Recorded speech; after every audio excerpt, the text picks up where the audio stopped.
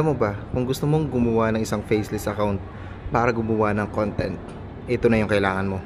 Motovlog, travel vlog, cyclist vlog, cooking vlog, any content na point of view lang ang nakikita ng viewers, ito na yun. Ito na yung kailangan mo. Paano kung wala kang action cam? Hindi mo na po kailangan ng action cam dito dahil naka-ready na ito para sa smartphone. Wala ka ng rason para hindi simulan yung YouTube channel mo o yung TikTok content creation mo. Bro, maniwala ka sa akin.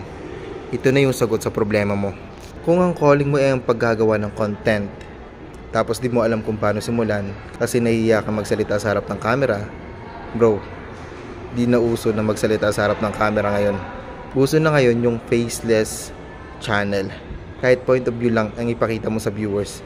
Cooking show, pwede yan. Motovlog, cyclist vlog, no problem yan dito. Ikaw na lang ang kulang. Ikaw na mag-check out ng product na ito. Bro, hindi kita binubudol. Real talk lang ito na kailangan mo ito para masimulan mo na yung pagiging content creator mo.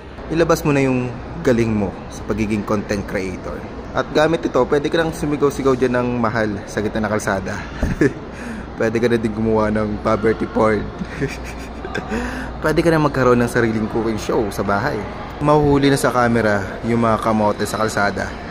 Pag may biglang checkpoint or bigla kang pinara ng enforcer, may video ka, may pang content ka na. Bigla ka na aksidente sa daan, may record ka na ng video, may evidence ka, nakamote ka mag-drive. Long ride, mararecord mo na kasama ang mahal mo.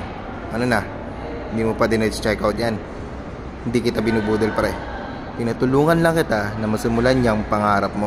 Tinutulungan lang kita na magkaroon ka ng cam recorder habang nasa daan ka. Tinutulungan lang kita na masimulan yung pangarap mo na pagiging content creator. Bro, sobrang mahal ng action cam. Sobrang mahal ng Insta360. Sobrang mamahal ng mga camera na for motovlogging. Bro, makinig ka. Ilang buwan, ilang taon bago mo mapag-ipunan yan. Bago mo mabili. Ang tanong, kailan ka magsisimula? Kailan ka magsisimula sa paggawa ng content mo? Kapag nakabili ka na? Bro, makinig ka.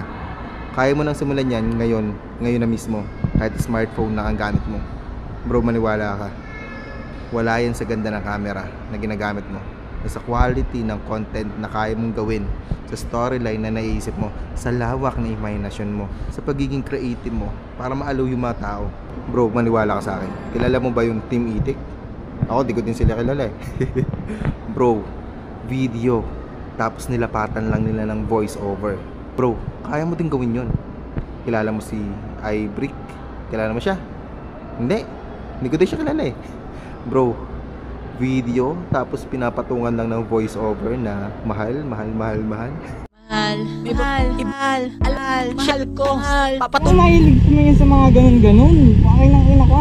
Bro, ito isipin mo ha. Kung kaya nila, kaya mo din. Kaya kung ako sa'yo, check out mo na yan. Maniwala ka. Hindi kita binubudol. Tinutulungan lang kita. Iniisip mo na nakakahiya na magsuot yan sa public. Bro, sobrang dami kong nakikitang may suot niyan na nagmumotor. Bro, di na bago sa panahon natin ang pagbablog.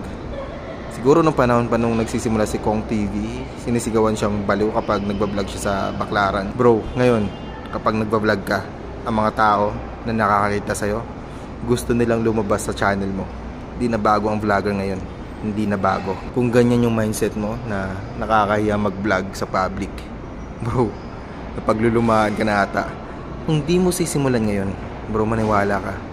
For the last time na sasabihin ko sa'yo to, di kita binubudol. Tinutulungan lang kita na sana dumami tayong content creator. Kaya kung ako sa'yo, i-check out mo na yan. Huwag mo sayangin yung effort ng tao nag-isip nito, o nag-isip ng gear nito para masimulan mo yung pag-agawa ng content. Kahit smartphone lang ang gamit mo. Bro, kaya kung ako sa'yo, tigilan mo na yung pag-iisip na di mo kayang mag-vlog. Kaya mo. Kaya nga nila eh. Kaya mo din. Simulan mo na ngayon. Hindi mo kailangan ng magagandang gadgets at magandang gear para masimulan yung pagiging content creator mo. Bro, mas masarap sa pakiramdam ng kwento na nagsimula lang ako sa ganito, tapos hanggang ngayon, ganito pa din ako. Hindi bro, biro lang. Alam kong mabenta yung kwento na galing ka sa baba, tapos kayo, nasa taas ka na. Kaya kung ako sa'yo, simulan mo na ngayon ang pagbablog. Kahit smartphone lang ang gamit mo.